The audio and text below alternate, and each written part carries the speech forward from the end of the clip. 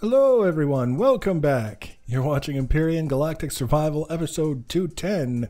I'm Enigmius and today we are back in the Discovery very busily. We've got a lot of things that we're going to be looking at today. We're starting off here doing a little bit of the pre-work inside the nacelles, smoothing things off, making them look a little better. I'm not going to try and make you watch the whole process. This is just a convenient bit of footage that I recorded along the way that gives me an opportunity to talk about the things that I've looked at and done since the last episode. The last episode we were largely focused on the hallways in the smaller ring of the saucer section, experimenting with different textures and paint, with the idea that I would go around to all of the different rooms and all the hallways in the small saucer ring and texture and paint them and light them. We looked at some lighting as well.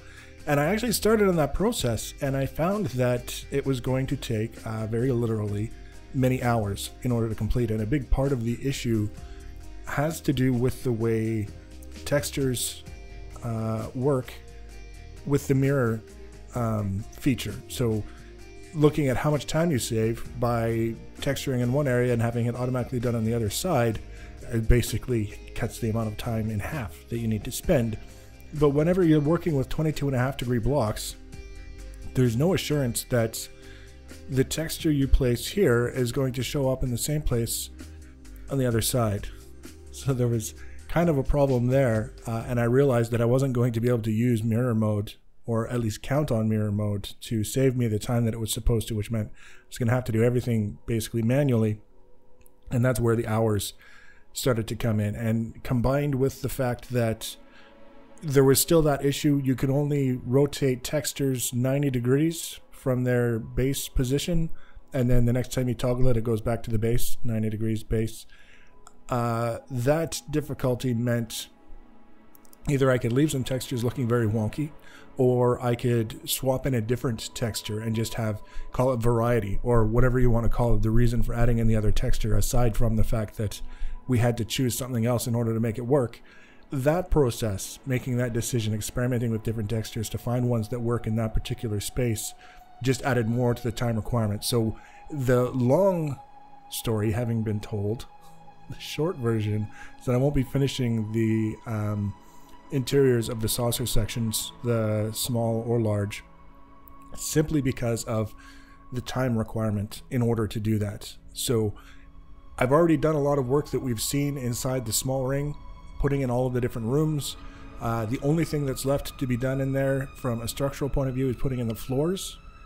And then from an appearance point of view, it's the texture, the paint, the lighting, and whatever furniture someone wants to put in place in order to finish that. And then if they want to try in the large saucer ring, that's dedication. That's some serious dedication. But it's there for people to use however they want to use it. So that was one of the main things that I had spent a certain amount of time on, trying to get things done before I made the decision that it just wasn't going to happen.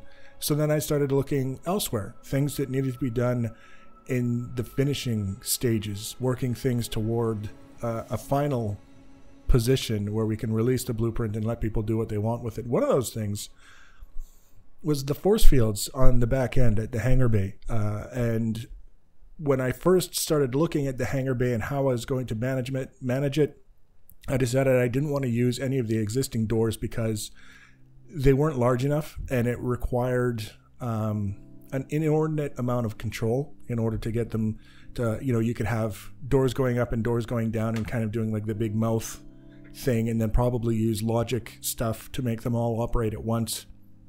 And all of the different things that you could do in order to have a closed hangar to maintain the atmosphere inside the hangar.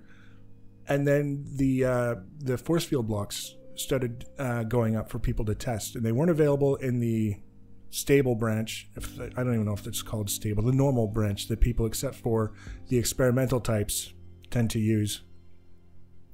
But I don't use the experimental branch, so I wasn't sure if they were going to be available. Turns out they are, as you can see, available to us, and very easy to use, very simple, very straightforward. A number of different sizes that we can choose from.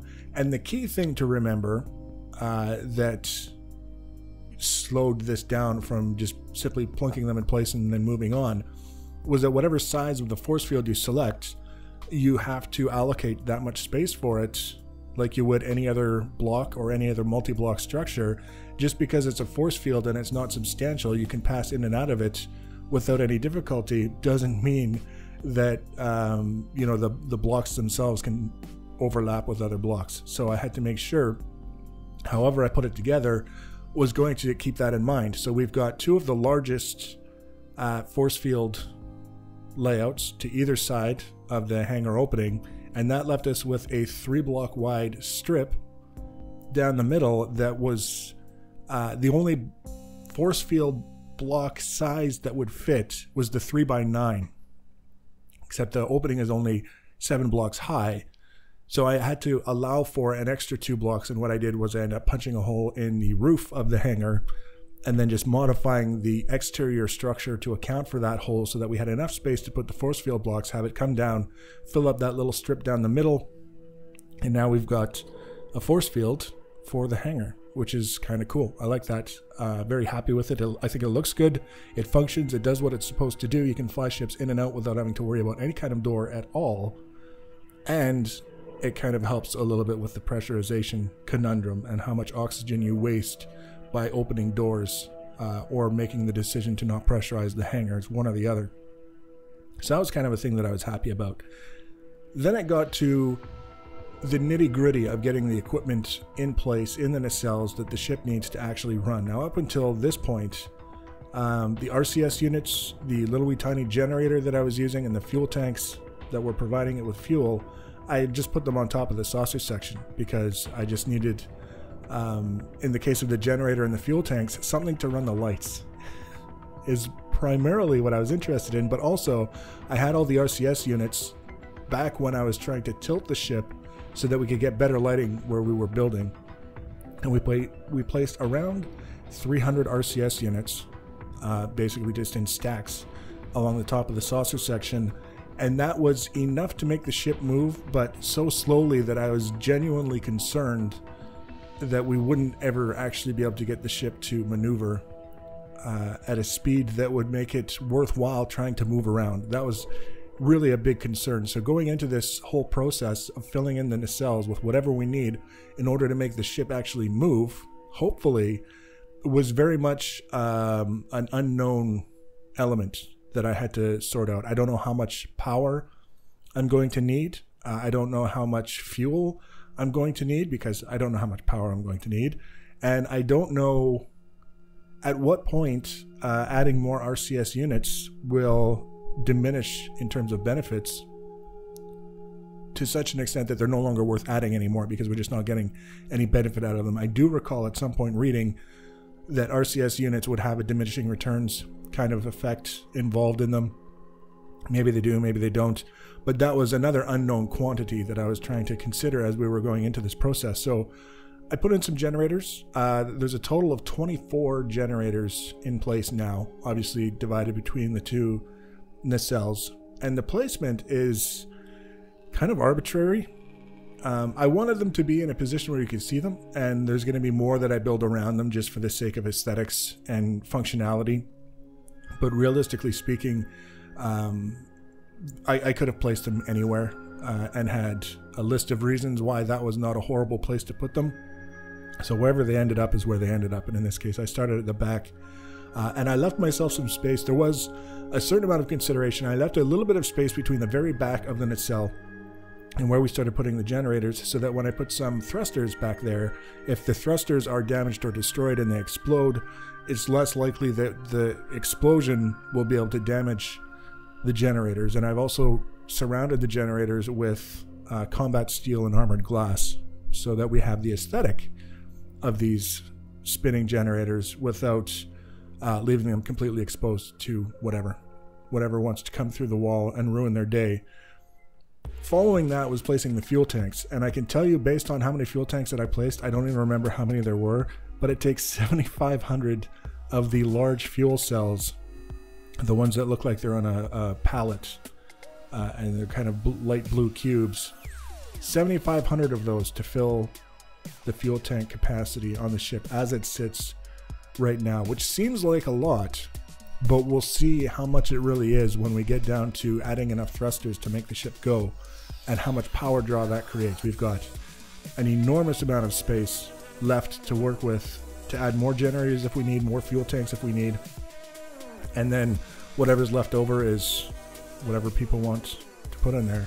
One thing that I can say is that I added a while back a gravity generator, which helped for getting around the ship, given that we're in space and things tend to tilt and go a little bit wonky and can be a little bit difficult to maneuver without that sort of stabilizing effect of walking on a flat surface, regardless of the orientation of the ship. But one of the things that I didn't like about it is that it's actually in the sphere where the bridge of the ship is, right in the middle of the saucer section. And it doesn't fit properly because it's a 2x2 base for the gravity generator in a space that's an odd number of blocks wide. So it just looks off-center. It is off-center. So I think what we'll do is we'll move the gravity generators into the nacelles. I've currently only got one. We'll put one in each nacelle just for the sake of symmetry and kind of build around it so that it looks a little bit interesting, because they are actually probably one of the more interesting things that are going to be in there. But the last thing, and for me, one of the most significant things that I put into place was somewhere in the neighborhood of 2,000 RCS units tucked away underneath the main deck of the nacelles. So when I was building the nacelles, doing the structural part, we did sort of like the top 2/3, 3/4 of the nacelle, and then I put like a flat base underneath, and then we added sort of the bottom section where it was kind of contoured in different places, and the whole idea was to have that under section as mostly a cosmetic thing, just to finish building out the nacelles so that they resemble the design of the Discovery. And that left us with sort of like a gigantic crawl space underneath the main deck where we could fit thousands of RCS units, many thousands of RCS units, probably tens of thousands. I don't think we'll ever get that far, but I just started layering them in, got around to the 2,000-ish point, and said, okay, well, we had 300, and the ship was able to pitch and yaw and rotate, albeit very, very slowly.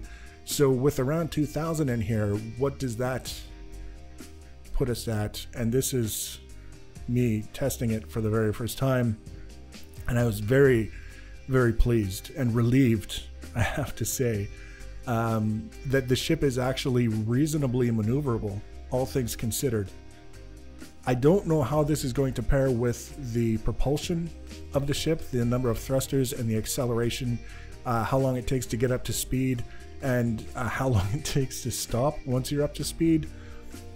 But having the ship able to position itself like that speaks very well for the possibility that we're going to be able to produce a ship that's not only kind of interesting to look at, and at some point, with a little bit of extra work on the part of the finished user, interesting to explore, but also when fully operational, interesting to pilot and to cruise around and to do things with that you can do with much smaller ships, but not in as much style as with this one. So the next episode, we're going to pick up pretty much where we left off, and the focus, I think, is going to be on getting thrusters in place. And first of all, deciding where to put them, getting as many on as we can, and seeing where that leaves us in terms of our ability to maneuver around and get to different places that are more interesting than this one spot in space we've been occupying for however dozens of hours, however many we've been here, and see what's out there, or at the very least make a blueprint and get it out to people. So if you want to be notified about the next and future episode in this and other series, the easiest way to do that is to subscribe to my channel and or follow me on social media. Links for social media are always in the information section below the video. Feel free to leave your comments and feedback. Thanks for watching, guys, and take care.